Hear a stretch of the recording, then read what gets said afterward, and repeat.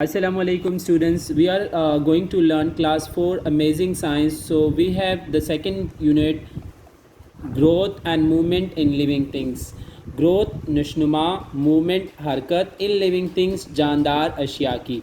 हम आज पढ़ेंगे ग्रोथ और मूवमेंट यानी जानदार अशिया की ग्रोथ और उनकी हरकत के बारे में यूनिट 2 में। So let's start. Living things and non living things. Living things और नॉन लिविंग थिंग्स में क्या डिफरेंस है? Living things are quite different from non living things. Living things बिल्कुल ही मुख्तलिफ होते हैं नॉन लिविंग थिंग्स से। They have characteristic which non living thing do not. Living things में वो खसूसियात पाई जाती हैं जो कि नॉन लिविंग थिंग्स में नहीं होती। Plants and animals are living things. पौधे और जानवर जानदार अशिया हैं। दे आर अलाइव और ये ज़िंदा होते हैं। Rocks, stones, pebbles and sand are non living things. चट्टान, पत्थर, सीपियाँ और उसके अलावा मिट्टी जो है वो आपके पास नॉन लिविंग थिंग है। What living things can do. Living things क्या कर सकते हैं? लिविंग थिंग्स ईट। लिविंग थिंग्स जानदार अशिया खा सकते हैं। Plant can make their own food. पौधे अपनी ग़िज़ा खुद बना सकते हैं। Animal eat plant and other animals. Animals जो होते हैं वो ख़ुद अपनी ग़िज़ा नहीं बना सकते, इसलिए वो पौधे खाते हैं या फिर दूसरे जानवरों को खाते हैं। Living things breathe. जानदार अशिया सांस लेते हैं। They take in air to produce energy. ये हवा यानी हवा की सांस लेते हैं और एनर्जी मुहैया करते हैं। The oxygen in the air changes the food inside their bodies to energy. जो हवा में ऑक्सीजन हम सांस के ज़रिए लेते हैं ये हमारे जिस्म में मौजूद ग़िज़ा को एनर्जी में तवानाई में तब्दील करता है।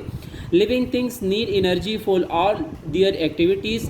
जानदार अशिया को तवानाई की ज़रूरत होती है जितनी भी वो एक्टिविटीज़ काम करते हैं, फंक्शंस उनकी बॉडीज़ में हो रहे होते हैं। Living things get rid of waste और unwanted things from the body. जितनी भी लिविंग थिंग्स होती हैं उनके जिस्म में जितनी भी फजलात होती है और गैर ज़रूरी अशिया जो होती है उनसे छुटकारा यानी उनको ज़ाया कर सकते हैं। ये लिविंग थिंग की एक और खसूसियत है। Living things are able to move. Plant can move some of their parts. जितनी भी जानदार अशिया होते हैं वो हरकत कर सकते हैं, जैसे कि पौधे जो हैं उनके कुछ हिस्से हरकत कर सकते हैं। Plant can move from one place, animals can move from one place to from place to place. और जितनी भी एनिमल्स होते हैं वो एक प्लेस से दूसरी प्लेस तक मूव कर सकते हैं। Living things grow. जानदार अशिया नशनुमा करते हैं। They increase in size. ये साइज़ में बढ़ते हैं, अपनी साइज़ बढ़ाते हैं। They become heavier. ये भारी हो जाते हैं।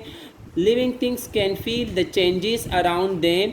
जितनी भी जानदार अशिया हैं वो अपने इर्द गिर्द के माहौल को महसूस करते हैं। They can react to the changes और वो अपने माहौल के ऊपर रिएक्ट करते हैं।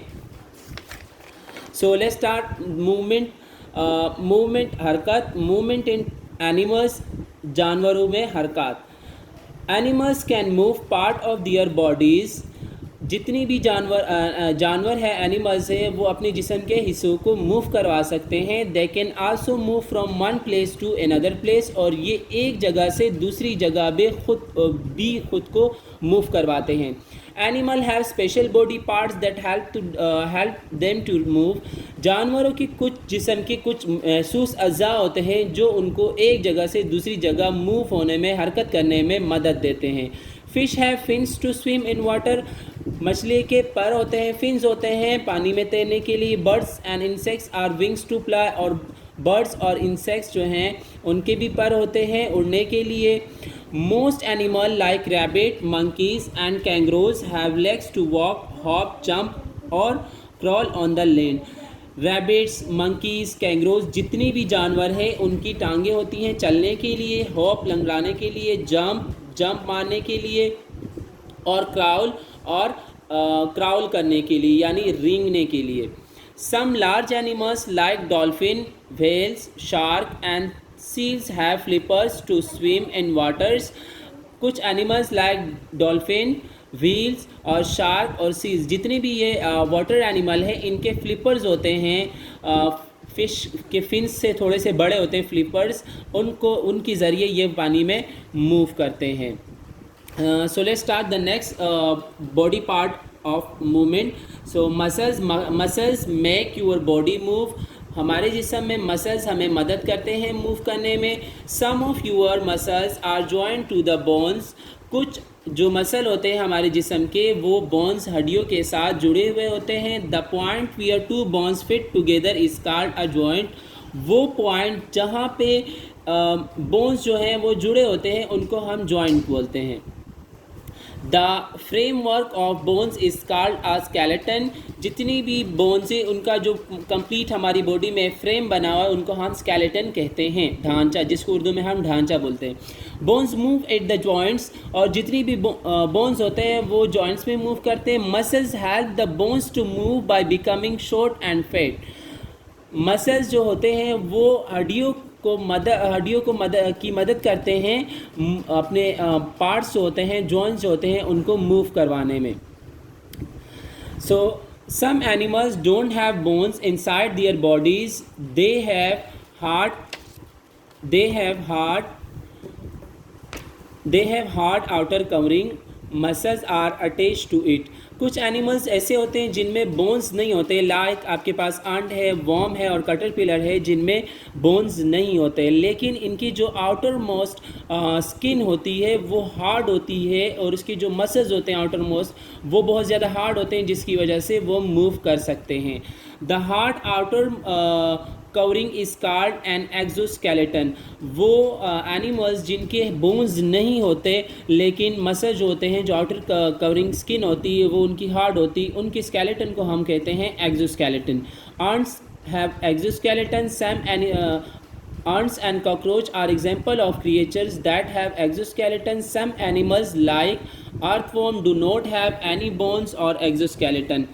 Their bodies are soft. They use their muscle to crawl. The body of a caterpillar is soft. It is filled with a watery substance. This water support its body and help it to move. अच्छा, अब ये जो worms और caterpillar है इनकी outer most जो skin होती है वो सॉफ्ट होती है और इनके मसल्स जो होते हैं वो इनको हेल्प करते हैं मूव करने में. जैसे कैटरपिलर जो है ये वाटरी सब्सटेंस पे कंटेन होता है और ये वाटरी सब्सटेंस इसको सपोर्ट करता है मूव करने में. सो होप आपको मूवमेंट ऑफ एनिमल्स समझ में आ गया होगा. सो इस एक्सरसाइज की जो फर्स्ट क्वेश्चन है वो आपके पास मूवमेंट ऑफ एनिमल्स के बारे में है. आपने उनको कॉपी में सॉल्व करना है. इंशाल्लाह मिलेंगे नेक्स्ट न्यू लेक्चर के साथ. Movement in plants. Thank you so much.